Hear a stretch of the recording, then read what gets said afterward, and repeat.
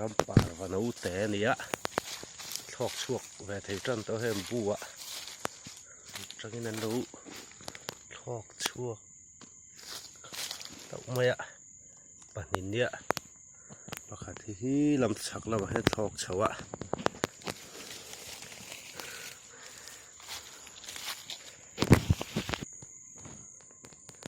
ram par và nấu té bùa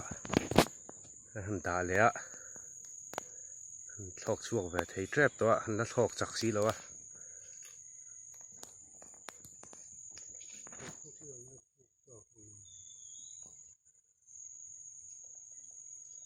cá lẽ về là chuan cá lẽ là mà chuan ăn thọc chuộc thấy tông bùi hi ăn sầu lắm thiếm khop á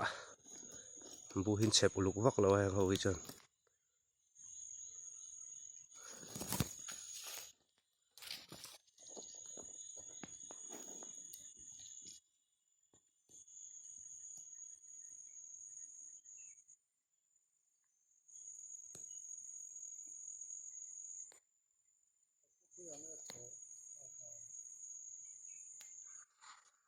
và khát thì thọc bầu đây mày ạ